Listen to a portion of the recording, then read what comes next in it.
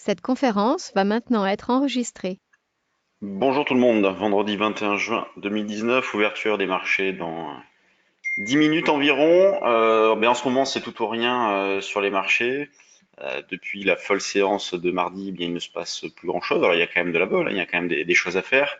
Mais hier on a eu un gap à la hausse à l'ouverture, plus rien derrière, on a fini par revenir en arrière en fin de journée. Donc hier nous on en a travaillé à l'achat donc sur 35-40 futur juin.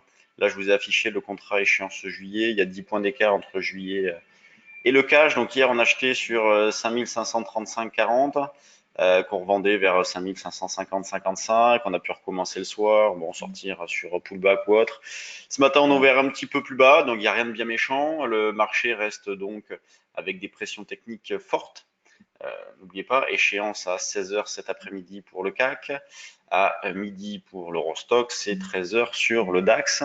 Donc pression forte sur les vendeurs à découvert, sur ceux qui ont vendu des calls et qui doivent faire une gestion de delta. Et ces pressions techniques-là, elles devraient se calmer après l'échéance. Donc on surveillera le début de la semaine prochaine. Sur le long terme, l'hésitation pourrait se poursuivre. En tout cas, c'est notre scénario principal, avec une alternance de mouvements plus ou moins spéculatifs, à la hausse, à la baisse, en fonction de l'espoir à court terme. Donc là, les banques centrales ont redonné de l'espoir, c'est pour ça que les marchés sont repartis de l'avant. On cherche à acheter sur des replis, donc 5510-15 en ce début de séance pour commencer, pour un niveau un petit peu agressif. Sinon, c'est plutôt 5490-95. On peut déjà commencer sur 5510-15. Sur le DAX, on peut attaquer, pareil, dans le même esprit, dans la zone des 12280-90 pour un niveau un petit peu proche. Sinon, un cran en dessous, c'est 12 250-60, c'est ce qu'on a proposé nous sur le trade du jour ce matin, avec sur le DAX pareil, hein, le même constat sur le CAC, des intérêts de conviction qui restent quasiment nuls et vraiment de la spéculation qui réagit à des annonces et avec des contre-pieds. Donc c'est pour ça qu'on a tout ou rien, soit des mouvements violents puisque pas mal d'opérateurs sont pris à contre-pied et les algos amplifient tout cela, ou rien du tout parce que la spéculation ne fait pas grand-chose ou n'est pas en difficulté et donc ne provoque rien du tout. L'eurodoll, lui, il n'y a pas vraiment de changement, donc on conserve un sens prioritaire vendeur. Mais c'est vrai qu'avec les probabilités de baisse des taux, eh bien le dollar s'affaiblit. Donc d'où cette reprise que l'on a eue donc cette semaine. Ça ne change en rien, la tendance de fond cherche à vendre un 13,10-15 comme zone de vente proche, sinon c'est un 13,40. Donc c'était les niveaux hop, voilà, on va prendre un peu de recul, les 1,1340, vous les voyez bien ici, donc c'était les niveaux de la semaine dernière, milieu de semaine dernière, donc un 13,13, un 13,38-43 par exemple. Le niveau d'information, lui, reste le même. En ce qui concerne les actions, donc pour l'instant, le marché n'est pas ouvert. J'enregistre ce point avant l'ouverture parce qu'après on fait un stage donc sur les options.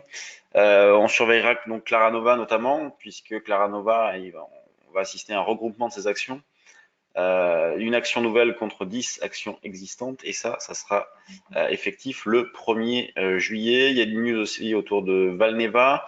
Natixis hier qui a pas mal baissé, puisque H2O Asset Management, donc société détenue à 49% par Natixis, a démenti être confronté à des problèmes de liquidité. Donc on va surveiller tout ça. Le Canatixis hier a perdu, on va regarder ça ensemble, 3-4% je crois. Ah non, plus que ça, 11%, oui, non, quand j'ai regardé c'est 3-4, donc 11% en clôture.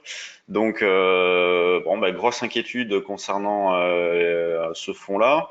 Bon, il y a eu un démenti, on va voir ce qu'il en est.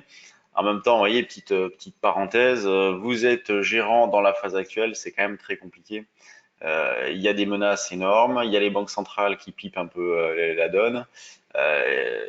Martel, ayez confiance, nous ferons tout. L'économie va mal, nous en ferons de plus en plus. Ouais, mais justement, l'économie va pas bien. Donc, difficile de travailler ce marché-là en ce moment. Faut rester technique, faut faire des petites quantités. C'est ce qu'on vous répète depuis pas mal de temps.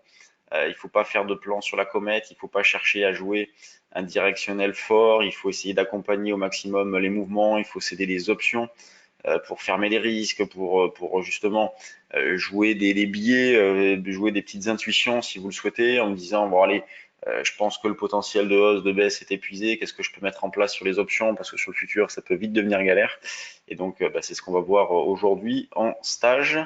Voilà, on a fait un petit tour de tout ça. La semaine prochaine, eh bien, on retrouvera un peu plus normal concernant ce point bourse, hein, puisque je l'enregistrerai après l'ouverture des marchés, donc on pourra parler davantage des actions.